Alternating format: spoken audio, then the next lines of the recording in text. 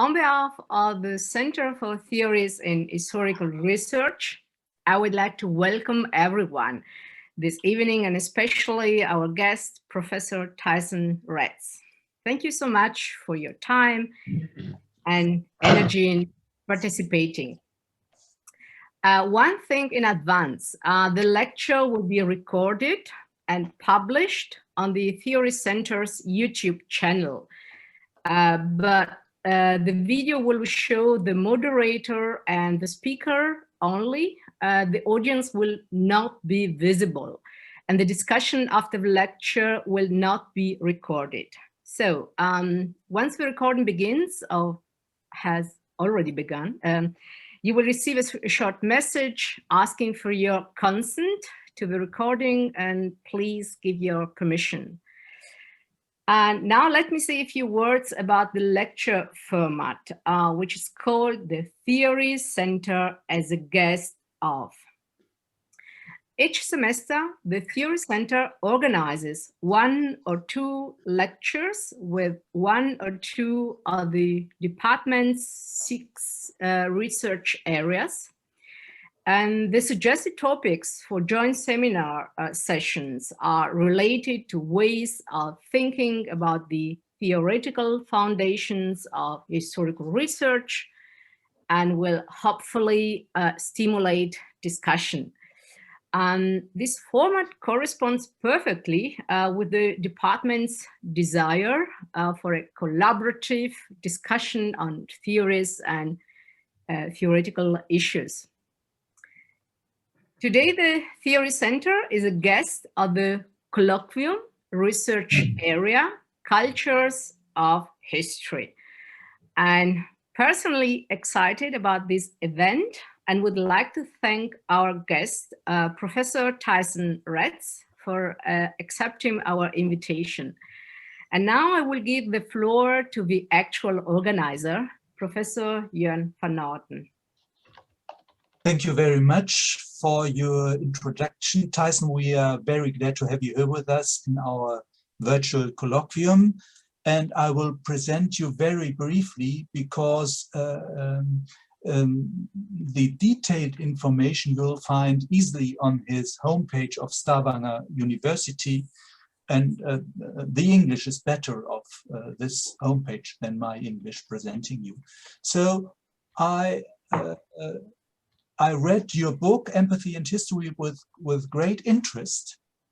And because it touches this central problem, how we get some information from the past being trapped in our present. And empathy could be a concept which is used in Germany too, and is severely critiqued in Germany too. So it's a great controversy about this concept. So Tyson Retz is now professor at Stavanger University in Norway, in the south of Norway. I asked him before because I didn't know where Stavanger is. He's in the Faculty of Arts and Education and in the Department of Cultural Studies and Language. And the team of historians are nearly 12 persons, he told me before. He got his PhD at Melbourne University and has various visiting appointments at the universities of British Columbia and Tallinn, and a lot of publications which show his focuses in investigation, empathy, but also reenactment, very interesting, hermeneutics, historical inquiry, theory and philosophy of history. You can find, if you want to read something in German about Tyson, you can read a review on Seepunkte. I put it in the chat. It's an online review portal where you can find some information about him and about that book. So I only want to mention 3 publications. There are a lot more you can find on the homepage. Empathy and History in 2019. Why Reenactment is Not Empathy, in the Journal of Philosophy of History in 2017, and The Structure of Historical Inquiry in Educational Philosophy and Theory, also in 2017. On the homepage, you find a lot of more interesting titles. Now I want to give the screen to Tyson Retz and his speech. The screen is yours. Thank you, Jörg. And I am sharing my screen now, so I assume you can see that. Yeah. Yeah. Okay. Yeah. Well, thank you for the lovely introduction and for the opportunity to speak tonight.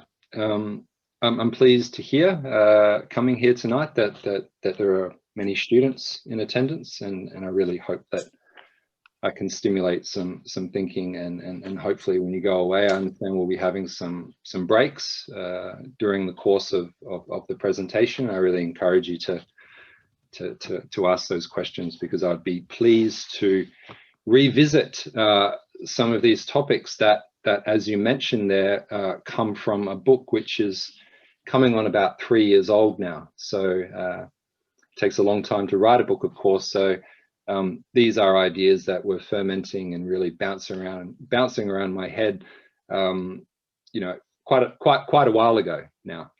So this presentation and the invitation to be here tonight has been kind of an act, as Collingwood would say, of reenacting or reconstructing one's own thinking. I've had to kind of rediscover what I was thinking 5 years ago and follow those threads through, and of course contrast them with the thoughts I've had more recently, and that integration has been an enjoyable process. So the book and the articles that Jörg has mentioned there are part of my overall project to shed some light on this connection between empathy, the discipline of history, the philosophy of history, and history education.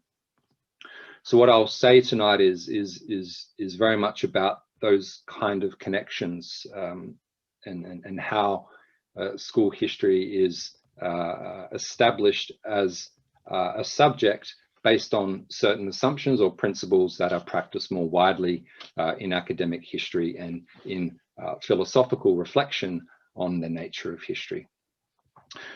I studied history as an undergraduate, but it wasn't really until I trained as a secondary history teacher in Australia that I became aware of this concept of historical empathy. I had to take a seminar on this concept of historical empathy, and I walked away scratching my head.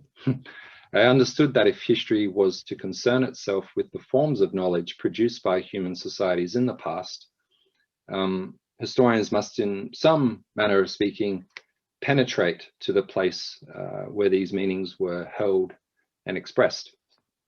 Put differently, I knew that history was a perspectival form of inquiry. It's about adopting someone else's perspective to some extent. But alongside other concepts that I was learning at the time, such as cause and consequence and continuity and change, I wasn't quite sure how this metaphor of putting oneself in another's shoes was supposed to work. I wasn't quite sure what combination of empathy's poetic, aesthetic, cognitive, imaginative, and affective qualities we teachers being trained were expected to go out and cultivate with our students. Since it was launched by history educationalists in England in the early 1970s, the answer to this question about the combination of empathy's affective, imaginative, aesthetic qualities has tended to be that empathy is a cognitive act, an intellectual act that in some way defines or constitutes historical method. As one very important contributor to a special issue of History and Theory on the Philosophy of History Teaching put it in 1983, he wrote, "Empathy is central to history, one might say structural, in that without it, history cannot begin." The basic argument here was that unless historians understand the points of view of the people whose lives they study, there can be no prospect of using historical evidence in a way that explains why people acted the way they did. Empathy came to characterize a form of historical thinking that generated an enriched understanding of historical context and developed into the most common term employed by teachers and examiners to denote this certain kind of historical understanding. And I suppose in a way, this notion of empathy as understanding a historical context is not all that different from how we understand empathy in our everyday interactions. To say that somebody is empathetic is to say that they possess a capacity to suspend their own thoughts and feelings while capturing or entering into those of another person.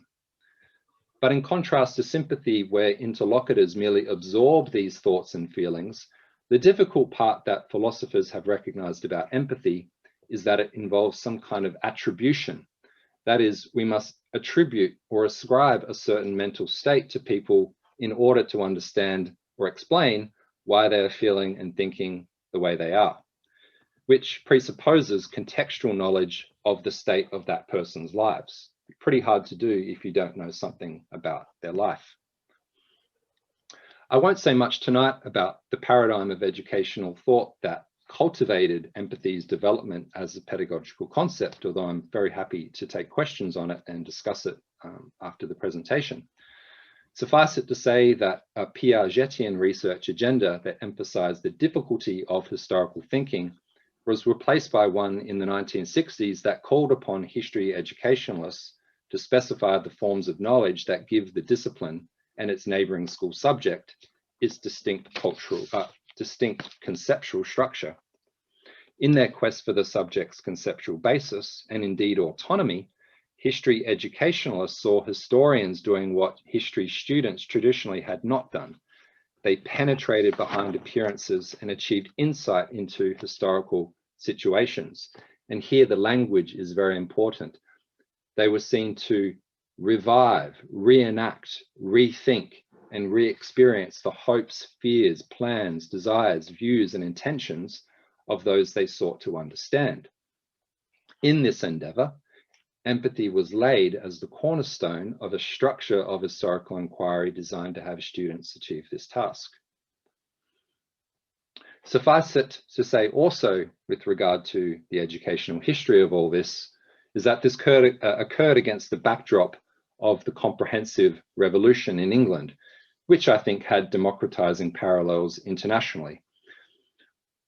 If history was going to survive as a distinct school subject, the traditionally dull and difficult school subject of history had to appeal to and meet the demands of students of varied academic ability. It couldn't just be something practiced in elite grammar schools anymore.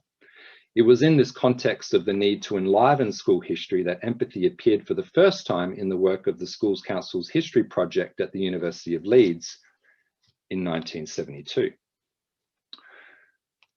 What I will emphasize today is less this educational history and more the plausibility of conceiving empathy in this way as a cognitive act to do with understanding the intentions, fears, etc. that I've just explained. What is strange about the claim by history educationalists that empathy is somehow indispensable to historical method is that historians who wrote on the theory of their craft barely mentioned it.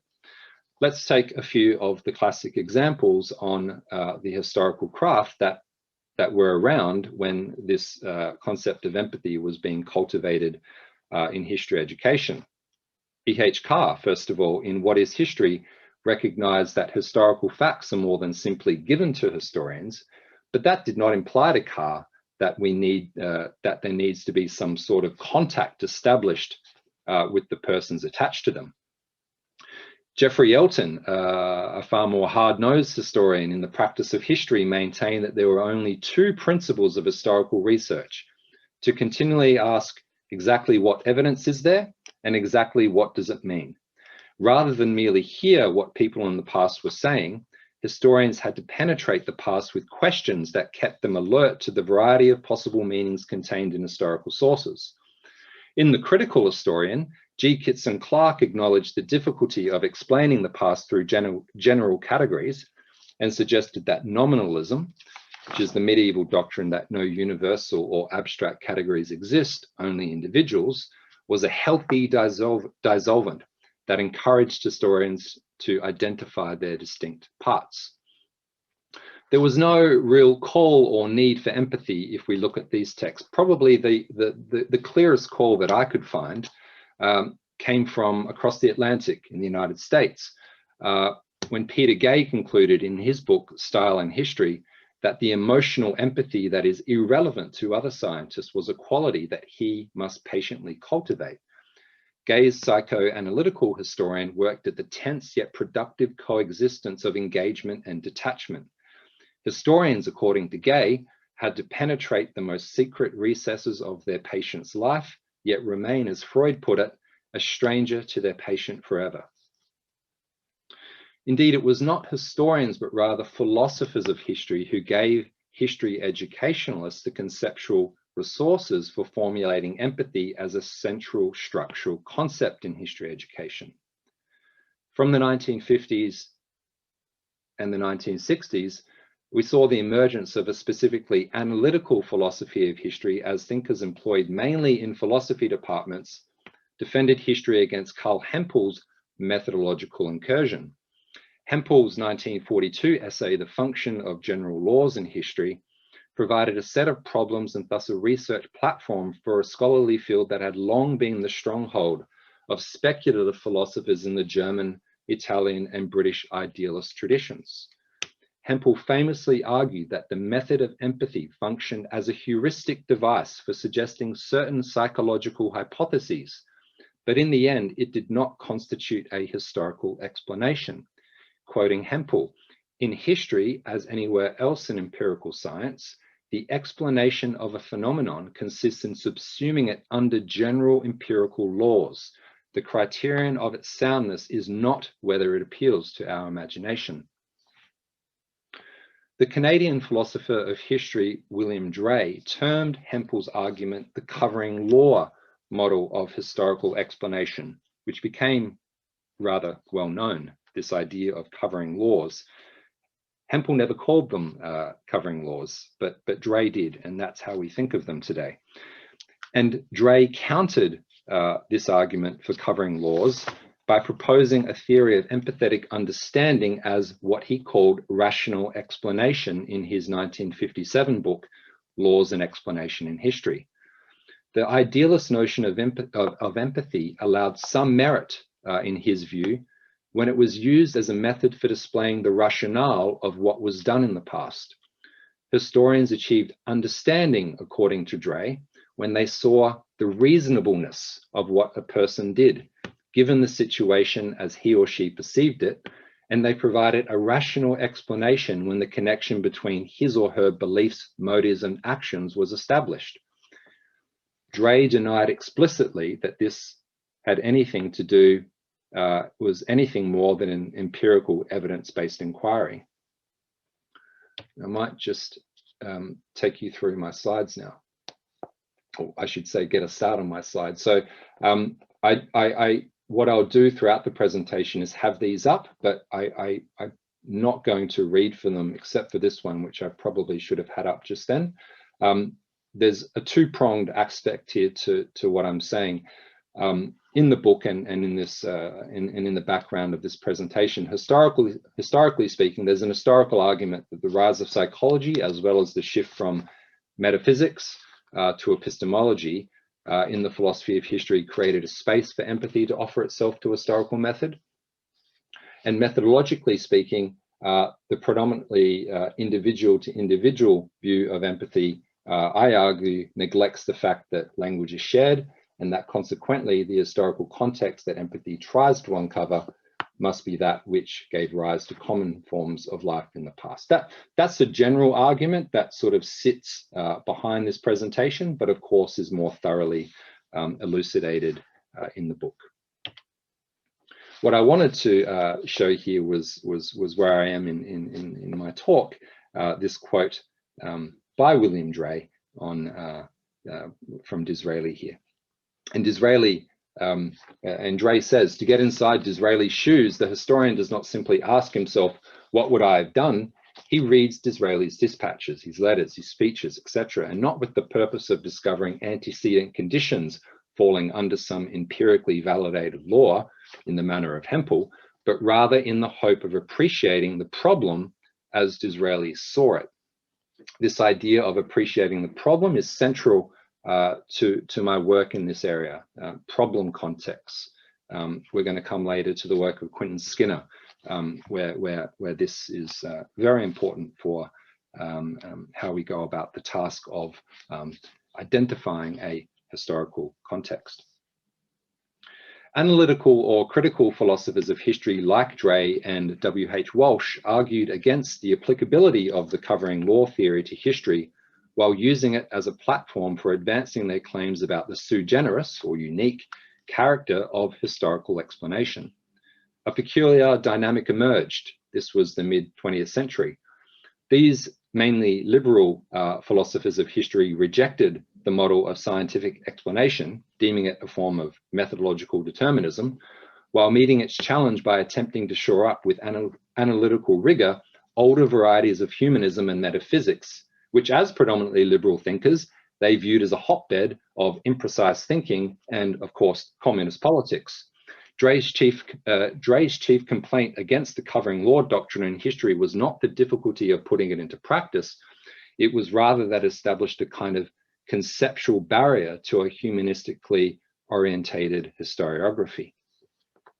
Specifically, Robin George Collingwood's view that all history is the history of thought was refurbished by analytical philosophers of history along largely epistemological lines in order to provide an account of historical knowledge that avoided Collingwood's claim, difficult to accept in this new paradigm, that there was no real difference between epistemology and metaphysics. Collingwood was seen as having announced a rationalist or intentionalist approach to explaining human actions from the inside, which of course goes back to Vico, from the standpoint of what agents held in mind while going about the actions that furnish history with its subject matter. In this way, Collingwood became associated with empathy's longer history as a method for capturing the individuality of historical experience. This fact that Collingwood was used by history educationalists to offer a theoretical justification for empathy led me in my research to ask on what grounds they connected Collingwood's name with this concept. I'd read enough of Collingwood to know that he never used the term empathy, and I understood his philosophy as an argument specifically against any kind of psychologistic conception of historical understanding. As I noted what I thought was an error on the part of history educationalists to connect Collingwood with this concept of empathy, I noted that books on historical method were also full of references to Collingwood's supposedly empathetic notion of reenactment. A recent guide to Collingwood's The Idea of History, for example, points out his agreement with Wilhelm Dilthey that empathy with the past is not a luxury to indulge, but a necessity if there is to be genuine historical understanding at all. Others note that the essence of empathy is also the essence of reenactment, that to understand the past requires historians to take the point of view of the agent and to deliberate on possible courses of action from that point of view.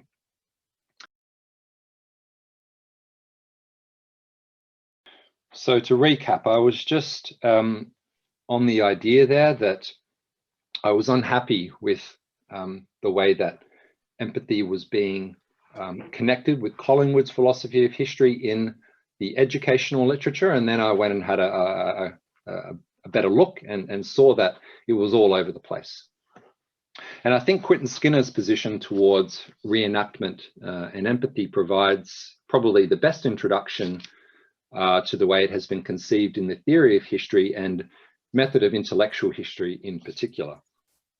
While on the one hand, the most famous advocate for what he calls a Collingwoodian approach to the history of ideas, Skinner has been a vocal critic of reenactment, a doctrine that he charges with repeating the errors of an outdated and naive romantic hermeneutics of recovery. I just sort of alluded to that in my answer to the question just now.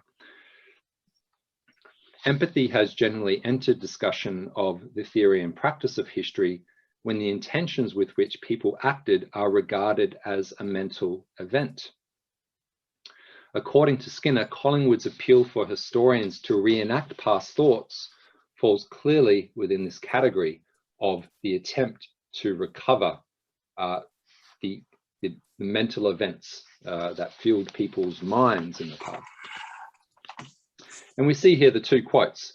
The traditional idea of hermeneutics asks for the impossible if it asks us, in Collingwood's phrase, to think other people's thoughts after them. We can never hope to abolish the historical distance between ourselves and our forebears, speaking as though we can spirit away the influence of everything that has intervened, empathetically reliving their experience and retelling it as it once was lived. So that question just now on, does this presuppose some sort of time travel? Skinner's reading Collingwood here and saying, this sounds like some form of time travel, which I think is the reason we had that question. It does sound like that. Skinner's saying that's nonsense. We need something better than that. Nothing I'm saying presupposes the discredited hermeneutic ambition of stepping empathetically into other people's shoes and attempting, in Collingwood's unfortunate phrase, to think their thoughts after them. The reason why no such conjuring trick is required is that, as Wittgenstein established long ago in criticizing the concept of private language, the intentions with which anyone performs a successful act of communication must be publicly legible. Some of you will probably know about Skinner's linguistic contextualism. It's about intersubjectivity, certainly not any attempt to retrieve meaning from the past. Now, where do I stand with regard to all this? I think Skinner is right to group empathy in the 19th century tradition of romantic hermeneutics, but I believe that he is mistaken to consider Collingwood's concept of reenactment in the same way. The problem with reenactment and romantic hermeneutics, as he sees it, is their logocentrism. They conceive the interpretive process as a unidirectional, a one-way movement back to the event of production.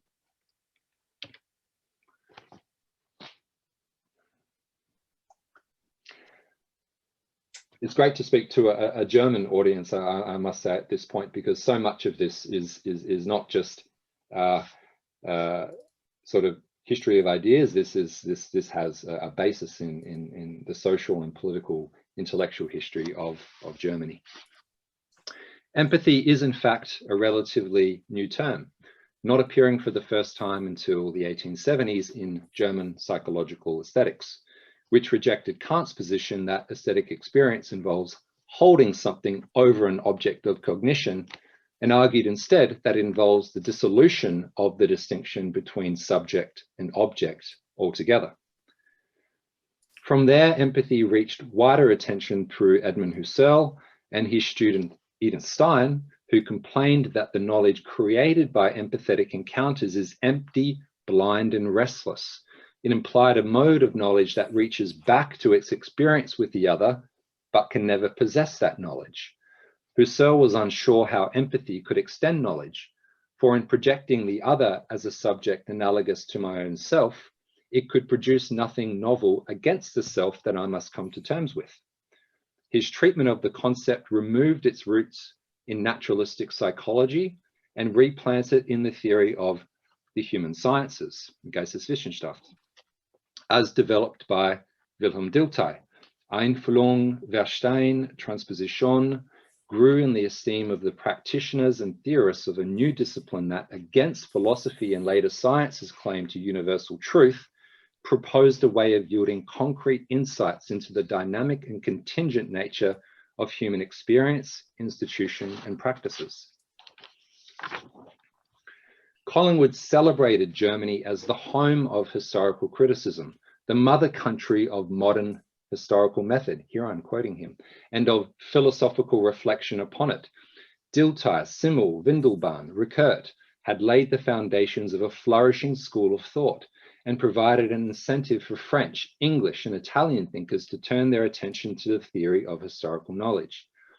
Yet ultimately, Collingwood charged the German historicists and neo-Kantians with having sacrificed inquiry into the objective features of the historical process for questions of exclusively epistemological importance. He thought that German historical theorists placed too much emphasis on the historian's mental processes and blamed it on their general prejudice against metaphysics, a prejudice he characterized as partly neo-Kantian and partly positivistic. A case in point was Dilthey's attempt to do for history what Kant had tried to do for natural science. By combining psychological and historical thinking into the one process in the attempt to specify the categories by which historical knowledge was possible, Dilthey represented, according to Collingwood, the hallmark of the psychologistic conception of knowing historically. Neo-Kantians in general strove to ground history in an epistemology capable of legitimating the historicist study of concrete individualities. Collingwood thought that they failed in this task because they neglected to consider historical facts within an integrated process of historical development. Specifically, when Dilthey claimed that historians come to know the past from the materials they study by reliving in their own minds the spiritual activity that originally produced them, he may have put forward an account of the historian's subjective mental processes, but he left unanswered how this process constitutes knowledge of the past. Dilthey only described how it is by virtue of the historian's own spiritual life and in proportion to the richness of that life that he infuses life into the dead materials of the past. Collingwood described this process as an inward experience of its own object, or as a conception of the historian as living in his object, not unlike the subject-object unification theorized by Dilthey's contemporaries and compatriots, the empathy theorists. A theory that was intended to shore up the status of historical knowledge never in fact illuminated what was historical about its object. The fact that within historians themselves existed the categories under which past individualities could be seen as actualizations of those categories meant rather that they stood outside of history.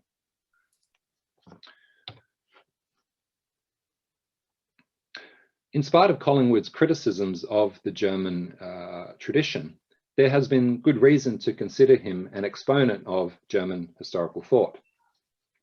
Gadamer, his reception of Collingwood's autobiography in the 1950s provided the initial impetus for studying Collingwood in this light. Gadamer placed Collingwood's autobiography, and this is to quote Gadamer, among the classics of English prose, which when translated into German, which Gadamer was responsible for, having Collingwood's autobiography translated into German in 1955, translated into German spoke like someone coming home, though living and working abroad never forgot his spiritual home. Gadamer found in Collingwood the basis for a repudiation of neo-Kantian problem history, an approach to the history of philosophy that considered problems as eternal and unchanging, against which the various attempts to solve them throughout history form the subject matter of inquiry. Against this view, Collingwood raised the question of whether constant problems could be more than mere abstractions without a criterion of historical truth, and responded firmly in the negative. Gadamer agreed with Collingwood that the true meaning of a proposition is not to be discovered by taking it as an answer to a question assumed to have been asked by all people at all times, but by discovering the real question to which it was offered as an answer. Reflecting on his debt to Hegel, Gadamer Gadamer credited Collingwood fully for the service that this logic of question and answer played in the development of his hermeneutics. Quoting from Gadamer, that one only understands a statement when one understands it as an answer to a question is compellingly evident. The logic of question and answer, that is Collingwood's logic of question and answer, proved itself a dialectic of question and answer in which question and answer are constantly exchanged and are dissolved in the movement of understanding. The fact that Gadamer's praise for Collingwood came as part of his wider acknowledgement to Hegel is of paramount importance to the argument that I am trying to develop here.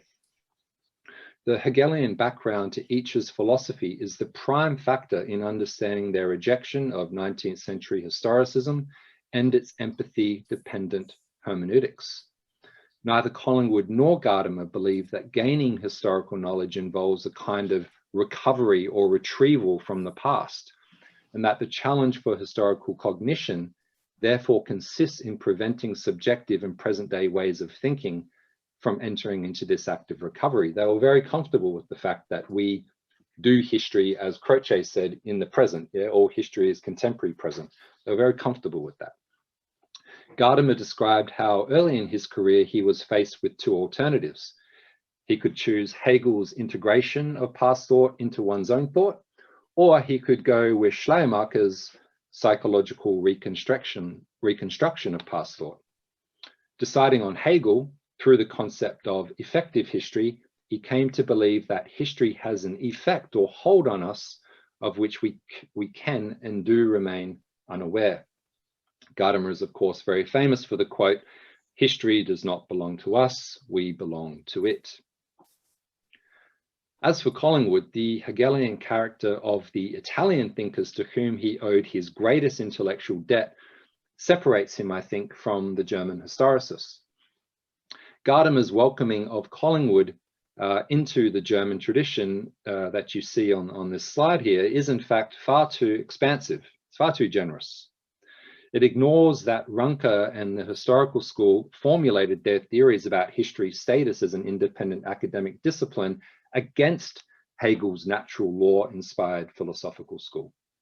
They objected to the way Hegel applied a pattern to history before having entered the archive and studied the torrent of individualities that this new breed of scientific historian encountered there. They were against the a priori imposition of the meaning of history. They mounted a philosophical justification for archival research on the idea that the universal that Hegel had already laid out dwelled in fact in the particular, which had therefore to be apprehended empathetically. This is the idea of historicism being an empathy-dependent hermeneutics, because the universal that dwells in the particular must be apprehended empathetically. Their approach was empirical without being empiricist. It was empirical because the school's charter was its protest against Hegel's a priori imposition of history's meaning. But it wasn't empiricist because it knew full well that historical knowledge was more than simply taking a good look. On the contrary, it involved some process of going beyond the mere literalness of words to discover their origins in sensation. Now, this German variety of historicism must be contrasted with the not anti-Hegelian, but Hegelian-inspired, the Storicismo that developed in Italy. Italian philosophy of history developed less out of a need. I'll just pause there and just remark, because I think Stefan Berger is with us tonight, and I think it's worth noting that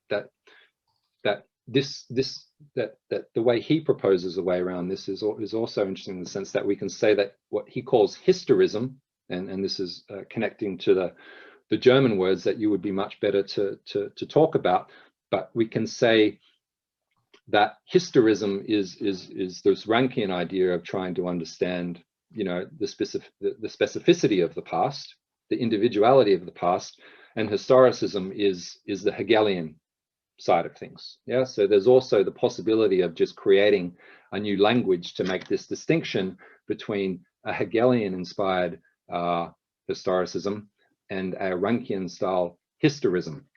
I'm not doing that in this talk. I'm referring to German-style historicism, which I'm characterizing as Rankian in its rejection of Hegelian metaphysics, and now I'm contrasting that with Italian Storicismo, which is fully fledged Hegelianism.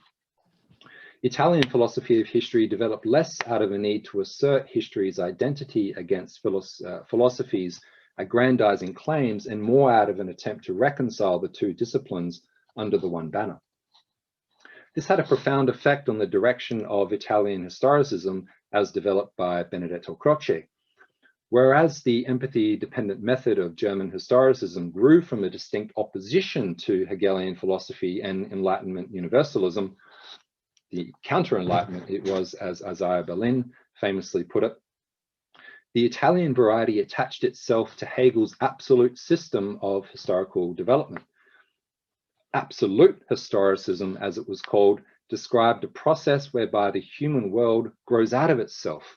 History is absolute reality, the grounding for all human phenomena and objects of knowledge, not as it had been theorized in Germany as a reality consisting of a series of historically differentiated and incommensurable individualities. I'm drawing this distinction between German and Italian historicism, or historicism and historism, because it was the Italian variety and not the empathy-dependent German model that impressed itself upon Collingwood's thought. Why does this matter? Well, as I have said, empathy and reenactment have been regarded as synonymous, and I'm suggesting that Collingwood formulated reenactment in direct opposition to the German philosophy of history from which empathy sprung. Collingwood embraced the Hegelian Italian view that historical thinking and knowledge involves a dialectical movement between something known from the past and something unknown from the past, rather than a unidirectional recapturing of some past mental entity in its original form. Furthermore, Collingwood was clear that a past thought is always rethought in a context of present thoughts. This is the concept of reenactment. Quoting Collingwood, the past event, ideal though it is, must be actual in the historian's reenactment of it.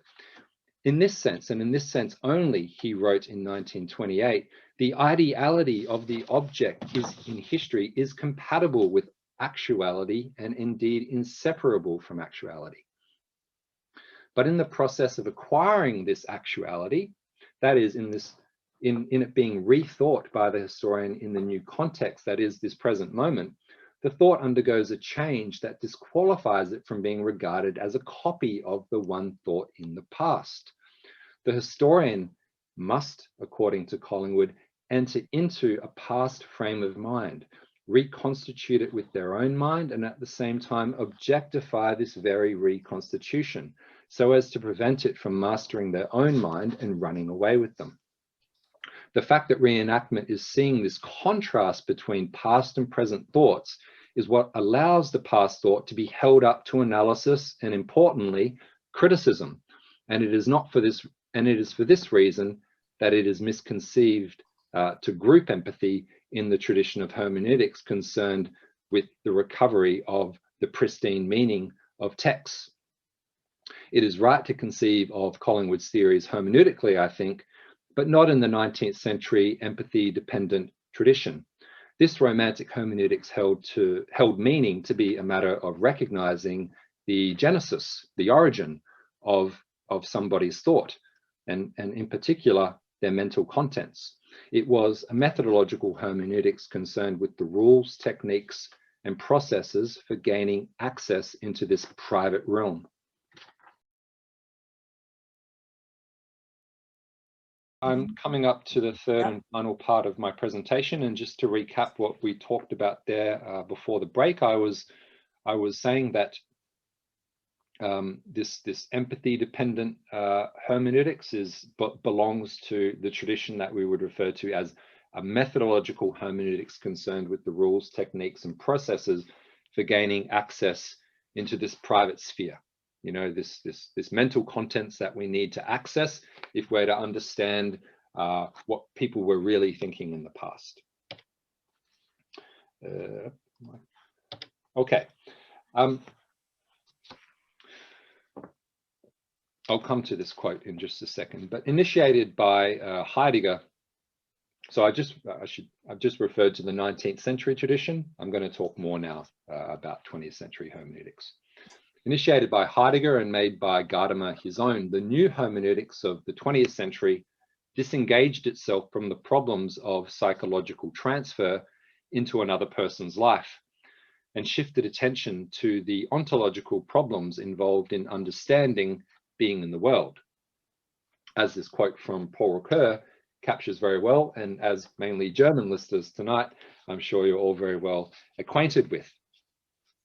This new hermeneutics no longer concerned itself with establishing the rules and procedures for retrieving past meaning, but rather with the relation between past meaning and the happening of history itself. In German, you have all sorts of wonderful words for describing this that don't sound as elegant in English.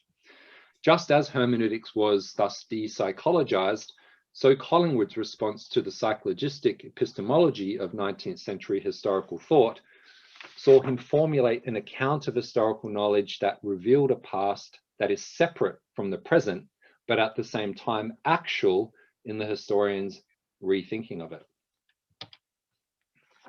And here I'm coming to the conjunction, the coming together of Gadamer and Collingwood's ideas. I've argued that Skinner is misguided to group empathy alongside reenactment, but I've also pointed out that he is the foremost advocate for a Collingwoodian approach. How could that be? How could he be the foremost advocate for a Collingwoodian approach to doing history, but reject Collingwood's most important doctrine, which is reenactment? The difficulty of understanding this tension is that Collingwood never explicitly stated the relation between reenactment and his other theories of question and answer and absolute presuppositions. Their seeming incompatibility owes to the fact that reenactment places attention on the purposeful and intentional thoughts of historical agents, which must exclude knowledge of what gave rise to their thoughts at a pre-conscious level. The intellectual historian and theorist Mark Beaver has written with regard to Collingwood that simply thinking what other people thought cannot expose the host of things of interest to historians that they do not hold explicitly in mind.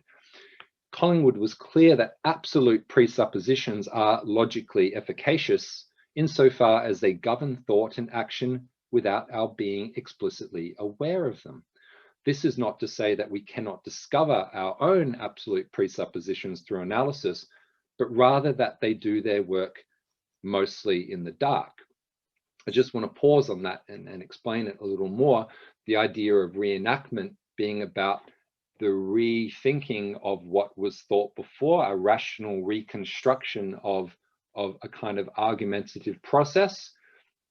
And yet one of his other very important theories is this idea of absolute presuppositions, which is about what we are unaware of, the things that we presuppose absolutely, without which some of our most common everyday discourse, and especially our scientific discourse, would not make much sense.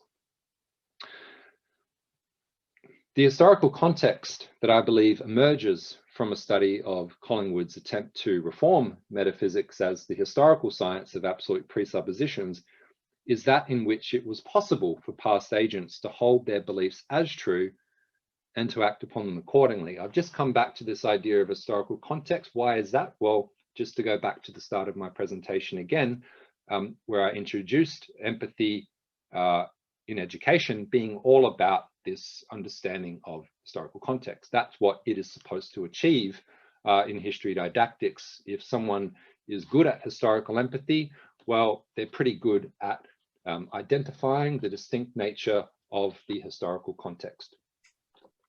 And of course, we've seen that all through, I hope, the presentation tonight, that this is about discovering some sort of historical context.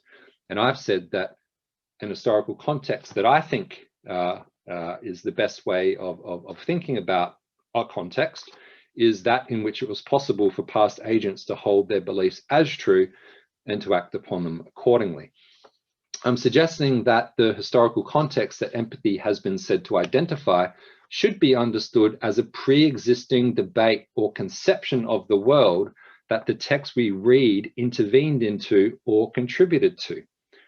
In Skinner's sense of treating past intentions as actions and looking to what authors were doing with their words, the wider environment is drawn into the reenactment of past thought and in turn orients the historian outwards to an analysis of the system of presuppositions that constitute its undergirding, its governing that society.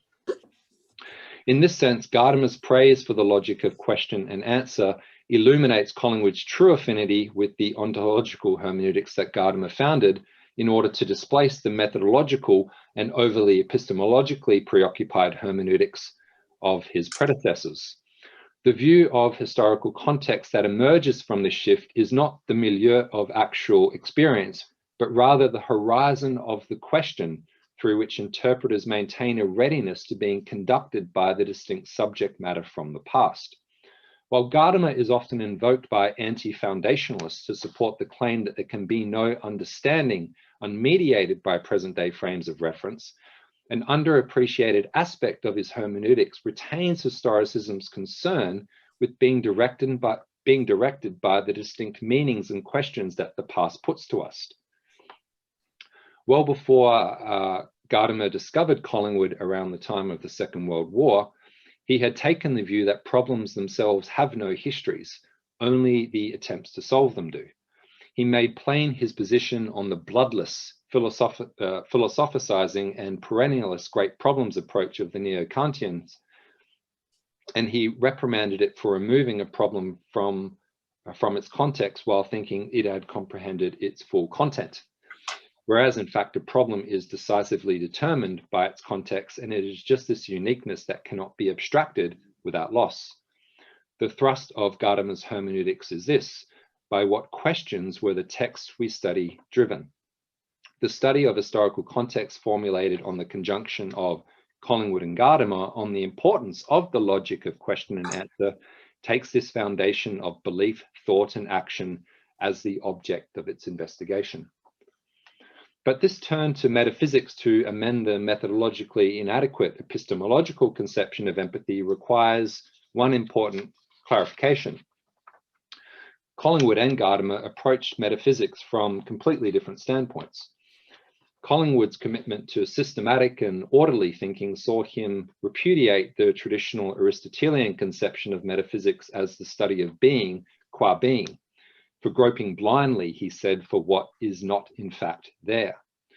Following Kant's view that being is not a predicate and grounding of metaphysics in the objects of experience, he declared that the science needed a definitive subject matter to think about, having special problems of its own that arise out of the special particularities of the subject matter.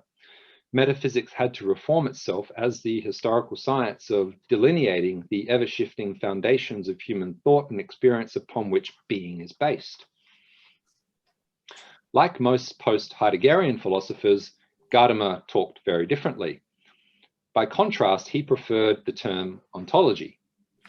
He developed his philosophical hermeneutics in direct response to the inadequacies of the 19th century's psychologistic conception of the human sciences, a tradition confident in its belief that through empathetic transposition, it could know the past in ways superior to those who inhabited it.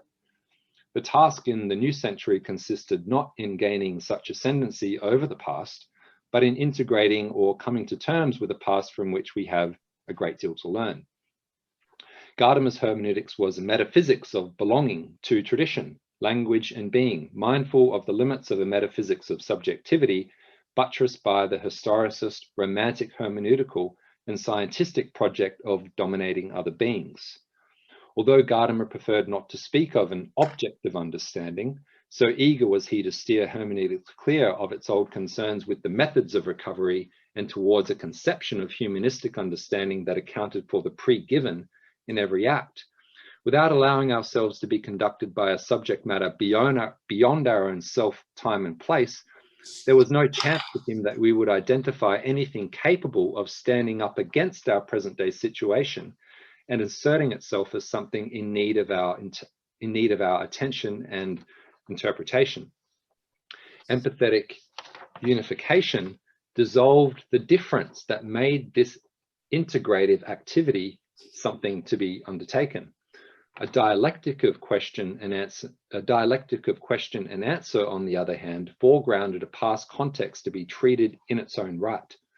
In pursuing their respective aims, both thinkers responded to a psychologistic epistemology through a metaphysics of interconnectedness between past and present. I think the fact that Hegel was being rehabilitated just as they were beginning their careers was a major factor in their taking this approach. So what are we to do with this concept of empathy, which still features? I know here in Norway, it is very much part of the new history curriculum that just came out recently, and I do believe that is the case worldwide. So it doesn't seem to be going anywhere. This leaves me with the final question, final matter to address tonight. What remains to be done with the concept? Rather than being the name for a way of knowing rooted in the very self-conception of the history discipline, empathy, of course, is most commonly associated with feeling for people who lived in the past. It's for this reason that alternatives such as perspective taking have been used to give the activity denoted by empathy a more transparently cognitive dimension in the face of an everyday conception of empathy as emotion. I started with that by saying how in history education, the effort has really been made to give it cognitive meaning, to ensure that teachers don't feel that what they're being asked to do here is to go out and just create effective emotional attachments to people who lived in the past. Looking back on these efforts after about 50 years now, it's striking to me that the investigation of historical context that empathy and its variants have labeled from the start has not been called exactly that, investigating historical context. I have argued that empathetic inquiry should direct itself a specific kind of context, that in which it was possible for past agents to hold their beliefs as true and to act upon them accordingly. Perhaps this use of empathetic inquiry will still lead some astray, and it will need to be stated that historical understanding involves attending to a certain kind of historical context. If this sounds overly dry or intellectual or uninspiring, I do think that the person who sets about identifying the conditions that gave rise to people thinking and acting the way they did will soon discover that it produces a full range of effective dispositions that generate new questions and what Martha Nussbaum calls new upheavals of thought. And I'll leave it there. Thanks.